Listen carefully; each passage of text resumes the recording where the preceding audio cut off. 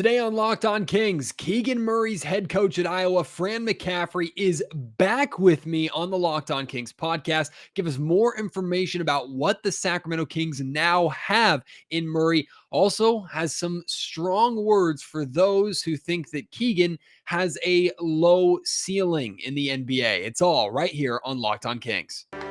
You are Locked On Kings, your daily Sacramento Kings podcast. Part of the Locked On Podcast Network, your team every day. And now, ladies and gentlemen, it is that time. Time for another episode of Locked On Kings. Hello and welcome into Locked On Kings, your podcast hub for Sacramento Kings coverage all regular season and, of course, all off season. My name is Matt George. I have the privilege of being your host here. I'm a sports reporter and producer at ABC 10 News in Sacramento, and I'm reading the comments. I'm seeing the fallout. Kind of 50-50 split. I would honestly say actually more 60-40 split. 60% of people that I'm interacting with not happy by the Keegan Murray selection, and a lot of you are doing a phenomenal job putting your points out there, sharing your concerns and criticisms for the pick in a professional and in a, what I think, very well said or in many cases well written manner. There are unfortunately others of you who are lashing out, expressing your frustration in a way that kind of gets personal, a little below the belt. And I mean, whatever floats your boat, I guess, if that's how you need to release that negativity. I don't understand how anybody really can look at last night as a supremely negative night for the Sacramento Kings. You can disagree with the pick, and that's fine. But regardless of if you like me and my takes or you don't like me and my takes, if you like the pick, don't like the pick, I always appreciate the conversation. I always appreciate the feedback. It's been a great month here on Locked On Kings. The build up to the draft last night was a great night for me. Getting to cover the draft was a great night for Locked On Kings, and I think a great night for the Sacramento Kings. But hey, we can all agree to disagree there. Thank you to all of those too who do agree with me, who do like the pick, who have reached out, and to everybody, whether you're on the agreement or disagreement side, for the support of the Locked On Kings podcast over the last month, for the conversation here on Locked On Kings over the last month. I really do appreciate it. And I'm trying to reward you as best as I can by continuing to get the best guests I possibly can here to talk a little bit more about this Keegan Murray hire. And one of the things I promised you was that after the Kings made a decision, even if I like the decision, is eventually we are going to start to meticulously pick apart every decision that Monte McNair makes. We're going to dive deep into Keegan Murray's pros and Keegan Murray's cons. We're going to dive deep into why he could be great for the Sacramento Kings, things that he needs to work on, things that the Sacramento Kings need to get right, and significantly the amount of work that they still have to do this offseason. All of that is still coming for you. But today I thought it was a great idea to have Keegan Murray's head coach, Fran McCaffery at Iowa, back with me on Locked On Kings. He joined me a few weeks ago, and we, of course, were talking about the possibility of the Kings drafting Keegan. Now that he's back, Coach McCaffery and I go into a little more detail about what Keegan is bringing to the Sacramento Kings. He talks about Keegan's versatility to play different positions, talks about Keegan's work ethic. Also, like I said in the introduction, and you might have seen this because I posted it on social media earlier today, Coach McCaffery had some very harsh things to say about those who think that Keegan Murray has a low ceiling. You can disagree with him. You can agree with him. I think you should still listen to him. I hope you enjoy my conversation with Iowa head coach Fran McCaffery right here on Locked On Kings. I spoke with Iowa head coach Fran McCaffery a couple of weeks ago when it was a possibility that the Sacramento Kings could take Keegan Murray with the 4th overall pick. And now, the day after the draft, it's a reality. Keegan Murray is a Sacramento King. And Coach McCaffery, I imagine, even regardless of all the fanfare, regardless of where Keegan ended up, I imagine you're elated just to see another one of your young men have their NBA dreams accomplished. So true. And I think everybody that plays for you, you hope one day to see them get their name called, because it's really hard to do. He is, I've coached a number of NBA guys, really good players over the years. He's the highest drafted player, I've ever coached. And, if you know him and your fan base and the people in your city will get to know him, you'll see what I mean when I say, how enjoyable it is to watch him in particular have this moment. it's the beginning of a long journey, but he worked really hard to get here. He is as genuine a person as you'll ever meet. He'll be a great teammate, and he's as good as there is at both ends of the floor.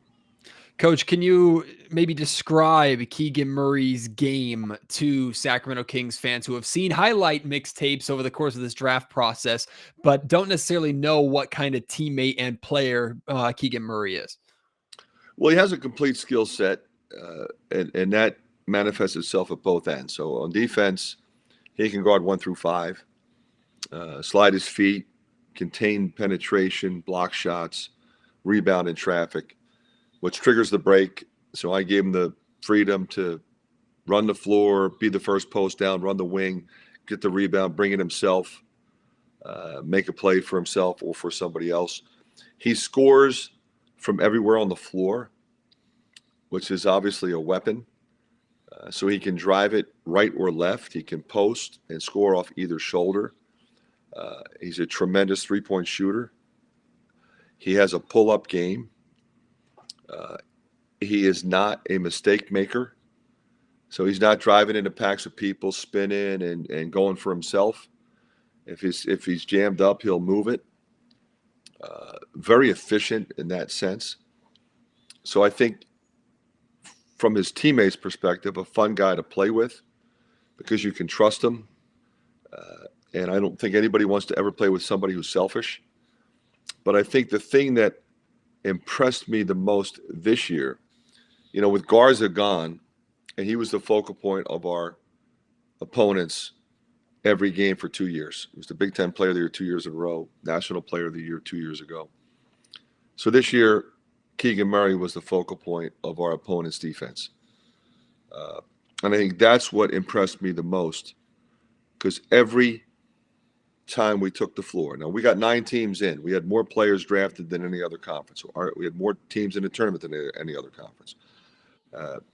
The atmosphere in our league, because we've led the nation in attendance as a conference for close to 50 straight years. So it's a war on the road, and you're going against, Tom Izzo, Mike Woodson, Steve Peichel. I mean, you just keep going. Chris Collins. There's so many great coaches in our league. Jawan Howard. I mean, and they're figuring out how are we going to stop this guy. We're going to keep him to one side. We're going to trap him every chance we get. We're going to double him in the post. We're going to rotate guys on him. We're going to get physical with him.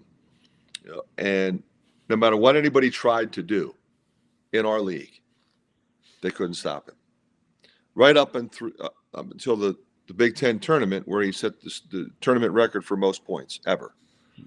And all of those teams had already coached against him 3 or 4 times, and they couldn't figure it out. So that says a lot about his mental toughness, because, you watch him, and he seems like he doesn't play with emotion because he's like a Navy SEAL. He's constantly thinking. He's figuring out how he's going to get you. He doesn't run his mouth ever. He just concentrates on his task at hand and gets the job done. And, in that sense, I think the epitome of a coach's dream. You're speaking about the high basketball IQ that he has, the ability to read defenses, and even on the defensive end, read offenses and find success. That's something I heard a lot about Keegan. They say the adjustment to the NBA game's faster, bigger, stronger. There is an acclimation process for all rookies, and they typically take some time to figure that out. I expect that to be no different for Keegan. It's only right. But in terms of his basketball IQ and his overall skill set, how well do you expect that to translate to the NBA game? And maybe an important question from the Kings perspective is almost how quickly do you think he'll be able to pick that up and adapt to it? It'll happen quicker than most for this reason. He will not get caught in the trappings of what it's like to be an NBA star. He just won't. He will be phenomenally professional. The only way that you can make that transition smoothly is, okay, we have a scouting report for tomorrow. Then we have another one for the next. Like, we got to flush one, get into another one. I have to learn a more sophisticated system, maybe than ever, because they play so many games and the scouting is so sophisticated. They're constantly changing, and you're changing things on the fly. You're putting more plays in Wednesday than you're putting more plays in on Thursday. And one night you're guarding LeBron James, and by the way, you have to guard Westbrook at the same time on a switch. So you're right. It's a longer season. It's a longer game. It's the best players in the world. It's the most sophisticated coaching in the world. So that's a lot coming at you. I don't care who you are, but the best chance you have to be successful in that environment is if you are incredibly professional about your craft. And that's what he is. He will be locked in. Night before a game, he's not going out. He's just not. He's going to be in bed, taking care of his body, getting ready to figure out, okay, we got the Lakers on Wednesday, we got the Suns on Thursday, and the Mavs on Saturday. That's a handful. But the only way you do that is if you don't get caught up in yourself, and you maintain your professionalism and remain committed to your teammates, your coach, and your organization. The reaction, and I'll be honest with you, Coach, the reaction when Keegan was taken was a bit mixed. A lot of people like myself very excited about the prospect of Keegan Murray, and even those who weren't necessarily happy with the pick. It was less about Keegan, more about maybe an ideal fit being Jaden Ivey, or maybe more star potential being Jaden Ivey, and that all led to a debate and a conversation that I've had here on Locked On Kings for the last month, which is the fit and best player available versus highest ceiling. I think, and Monty McNair, Kings general manager, made it very clear that he and his front office unanimously believed that, one, Keegan Murray was the right guy for the Kings, and two, he was the best player available at that 4 slot. But a lot of people, a lot of Kings fans were disappointed that the Sacramento Kings didn't try and take a swing for a high upside guy like a Jaden Ivey. Monty was asked about this labeled low ceiling that Keegan Murray has, and he kind of laughed it off, saying he thought it was funny and a bit ridiculous based off of the season that Keegan had last year for you guys at Iowa. What do you think about that low ceiling label for a guy like Keegan Murray, who went just 4th here in the NBA draft in a very impressive class? Well, I think, in all honesty, and I'm not trying to be arrogant about this, but anybody that would bring that up is not worth listening to, because they clearly don't know anything about the game. It's as idiotic a statement as I've ever heard. And clearly you're making a statement about somebody that you have no idea who you're talking about. Because if you do your homework, you would know that that's not the case. Now, I'm not going to get into a debate, Keegan versus Jaden Ivey. I'm a big Jaden Ivey fan. I think he's tremendous. I coached against him for 2 years. I know his mother well. We were at Notre Dame together. I was an assistant coach. She was playing, then she was coaching. Think the world of him. I do think positionally, Keegan's a better fit for the talent that the Kings have. But I think when you look at Keegan's skill set, he's a guy. He could make.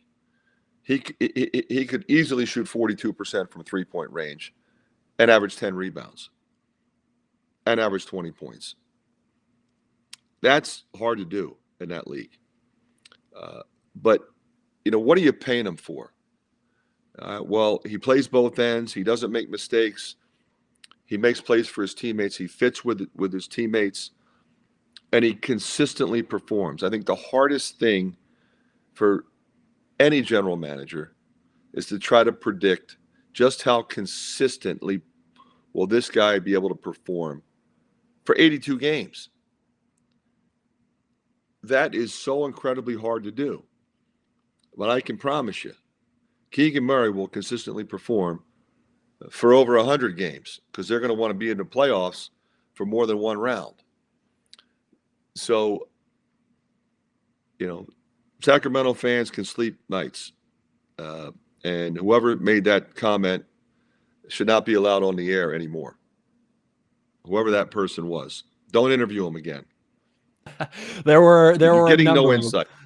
There were a number of them over the Yeah. course of the draft process, but Well, that's kind of the chaos of the draft every year. And I guess well, it's easy. there's always the draft nicks out there. I mean, it happens in the NFL draft. Everybody wants to think that they're a general manager, and people have fun with it. But the one thing that I will not do in this process is talk about guys that I don't know. Mm. Like I didn't see Jabari Smith very much. We don't play in the SEC. I didn't watch their team. I don't have a feel for him. Why would I, disparage him in any way? Mm. My guy's better. Now, I will say, and I did say, because I was interviewed on NBA radio, they said the first three picks are set. We're pretty much talking 4, 5, 6. I said, well, I have to tell you, I'm not convinced that any of those three are better than Keegan. And I said, I'm a big Banchero guy. I mean, I think he's tremendous. Now, I saw a little bit more. And I recruited Chet Holmgren. So I watched Chet Holmgren as a freshman in high school, talked to him on the phone a number of times. He's phenomenal. I love that guy. But I'm not going to sit here and say, and I'm being honest, and I'm supposed to say this because it's my guy, like, I would take those two guys ahead of Keegan. That would have been a really hard one for me. Mm. Banchero, Keegan Murray. I don't know. Chet Holmgren, Keegan. Well, Keegan's ahead of him right now. Obviously, Chet, I think is on his way to also being a superstar. Same thing with Smith, from what I understand. But I'm certainly not going to sit here on your show and break his game down when I haven't watched him very much. Mm.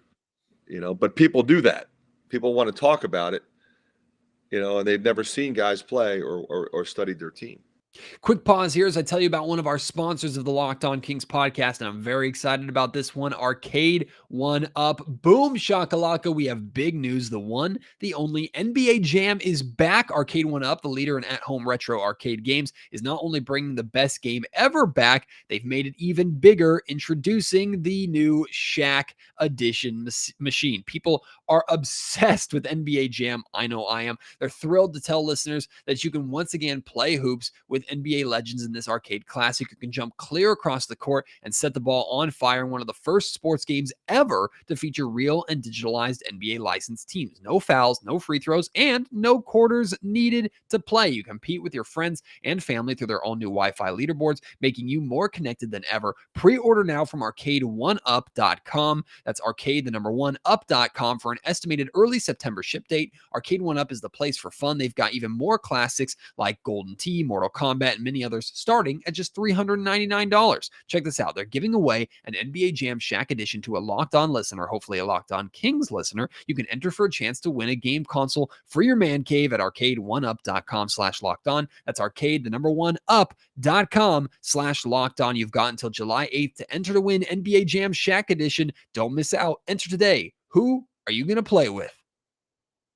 Can you provide a little bit of insight on Keegan's versatility? I think most see him as a 4. The Sacramento Kings have a drastic need for a 4 that fits next to Sabonis, who we believe is going to predominantly be a 5 next season. But there also are possibilities that Keegan, being more of a wing than he is a big, at least in my mind, and you can correct me if I'm wrong, him getting opportunity at the 3, maybe if the Kings play small lineups, him getting opportunity at the 5 at times. Can you speak a little bit to Keegan's versatility and you think his ability to adapt positionally to lineup needs? I think the Kings organization saw exactly what you just said. Boy, with this guy, we can go small ball and play him at the 5. We can play him at the 3 and go bigger. He fits with Harrison Barnes and Sabonis at the 4. Now, as soon as you say, okay, he's going to play the 4 spot in the NBA, because there's some 260-pound 4s in that league. There's fewer and fewer of them. Keegan Murray is a traffic rebounder. He's a phenomenal offensive rebounder. That's why his rebounding numbers are up. He can post you. You can run post-up action for him. And there's not a lot of post-up action anymore in the NBA, but there's some. But he can post. And he absolutely destroys anybody smaller than him. All right? So if team really wants to play 4 guards and put a 6'6" guy, it's over. Okay, and they're just you're giving the Kings 2 points. So I think that versatility, that flexibility is so exciting for a coach, because not only can he play those positions, he's really smart. A lot of people say, well, he can play all multiple positions. The problem with that statement is not everybody can remember where to go on all those different plays. Because remember, you got press attacks, you got side out of bounds plays, you got out of bounds plays under the basket, you have counters, and you're making changes 2 or 3 times a week. And by the way, okay, now you're in the 5, now you're in the 3, now you're at the 4 spot. And that might happen in the span of 1 quarter. He might play 3 positions. So it's really going to be important that guy be really smart and cerebral. I mean, Keegan Murray, is obviously incredibly talented, but he's academic all Big Ten. He's really bright.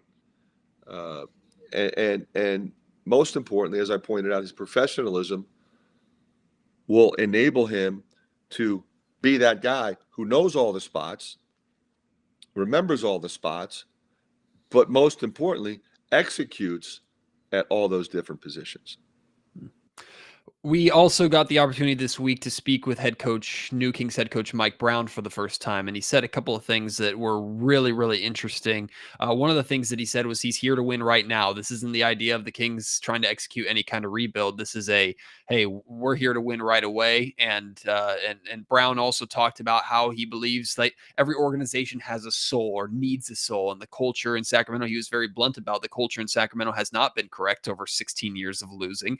And what was funny was when we spoke to Keegan Murray very briefly in his pre-draft virtual media availability, he brought up culture as well. Not as much as Mike Brown did, but he mentioned like he's excited to be a part of changing the culture, be a part of the new Sacramento Kings culture.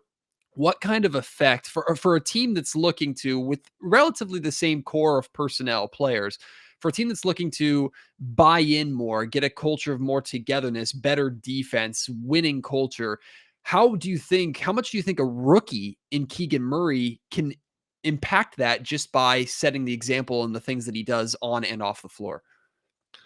Well, I'll start with this. If I'm a Sacramento Kings fan, I really appreciate Coach Brown and what he said.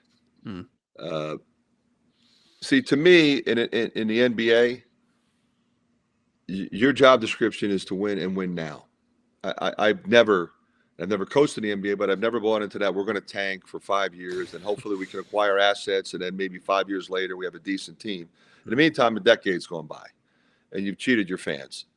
So I am anti-tanking, we're going to rebuild over the next 5 years. That's too long. He's coming in to win. He is a winner. We know that.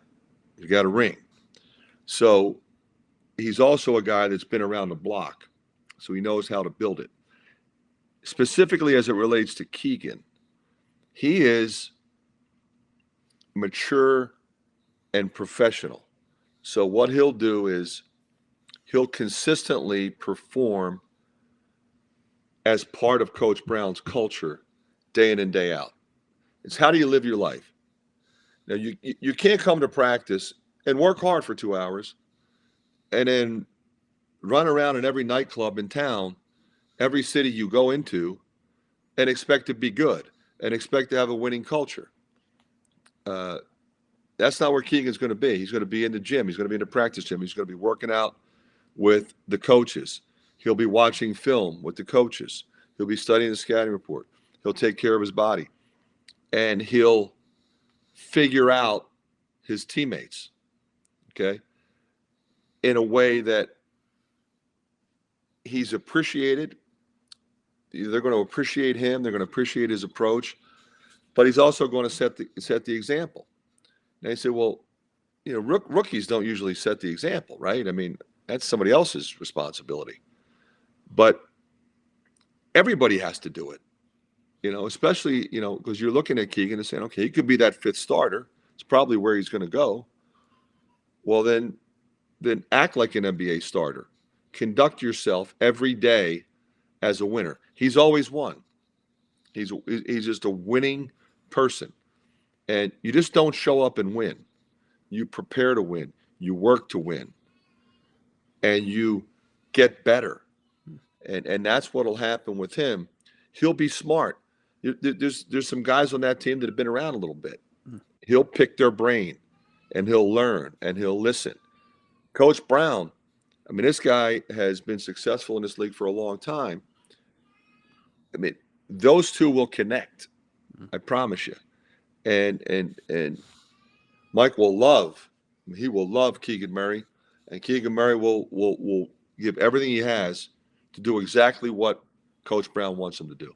This episode of Locked On Kings is also brought to you by Bet Online. And hey, maybe you made some money last night predicting who the Sacramento Kings were going to pick. Maybe you made a good amount of money before the odds changed with Paolo Banchero being selected number 1 overall to the Orlando Magic. Whoever picked Jabari Smith Jr. going 3, if you bet on that, you probably made some really good money as well. BetOnline.net is your number 1 source for all your betting needs and sports information. You can find all the latest sports developments, league reviews, and news, including the Stanley Cup playoffs going on right now, Major League Baseball. BetOnline is your continued source for all your sports wagering information, including live betting, esports, and scores. You can even bet right now on where Kyrie Irving is going to end up. BetOnline.net remains the best spot for all your sports scores, podcasts, and news this season. BetOnline.net is the fastest and easiest way to check in on all your favorite sports and events, and that includes MMA, boxing, and golf. Head to the website today or use your mobile device to learn more about the trends and the action at BetOnline, where the game starts.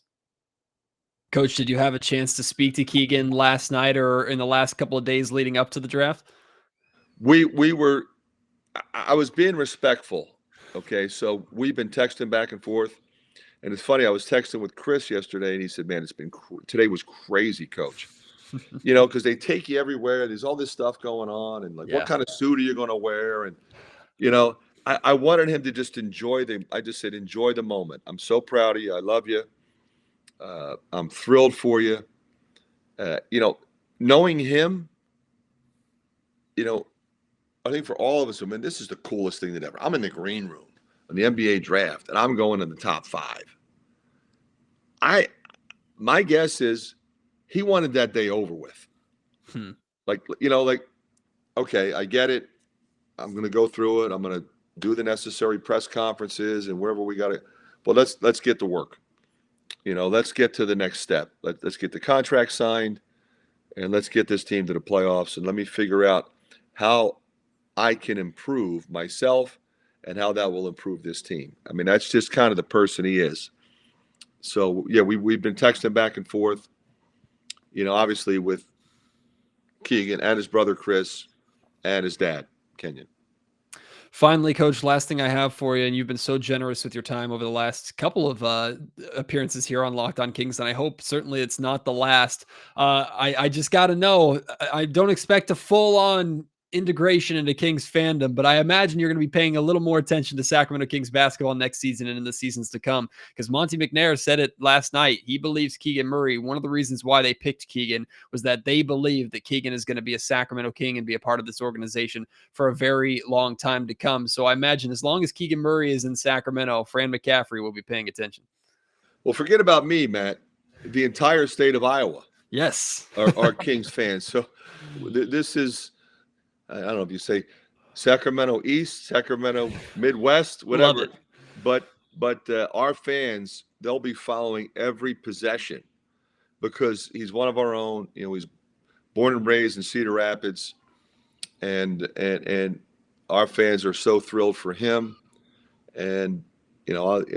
I don't know if they plan on having him play in the summer league or not. I plan on going out there to watch he and Joe Wieskamp, Luka Garza, our guys, but I want to be out there with Keegan and talk to him and stuff like that. So hopefully he's out there learning and being around the guys, and hopefully I'll get to a game. It's hard, as you can imagine, but I love to go see my guys play. We had Joe Wieskamp in the gym the other day, so it's so much fun when you have your guys living out their dream. But I think Monte's right. I mean, they're gonna love him. The fans are gonna love him. The organization did their homework. They know exactly what they're getting, and they're getting something special. Well, Coach, thank you so much for your time here, and thank you for what you and your program did to prepare Keegan to get to this point. I know a lot of Kings fans are very excited, even the ones that are maybe not that wasn't their pick. the loyalty of this fan base, they always tend to rally around their guys as soon as they're selected. So I agree with you. I think there's going to be a lot to like here in Sacramento about Keegan Murray. So I really appreciate you taking the time. Hopefully we can do it again. And it's been an absolute pleasure. Be happy to. Look forward to it, Matt. Take care. It really is a privilege and a pleasure having Coach McCaffery here on Locked On Kings. I hope you appreciated that. I know you're going to probably want to respond to some of the things that he said. Remember, Keegan is his guy, so he's not going to say a bad thing about Keegan, but I also get the sense that Coach McCaffery genuinely believes that Keegan Murray can be as successful in the NBA as he suggested. I don't necessarily know if Keegan Murray is going to be a 20 points per game scorer like McCaffery suggested he could be, but I don't think it's out of the realm of possibility that he can reach that. I think that's probably his absolute peak. I'm hoping he can become an all-star.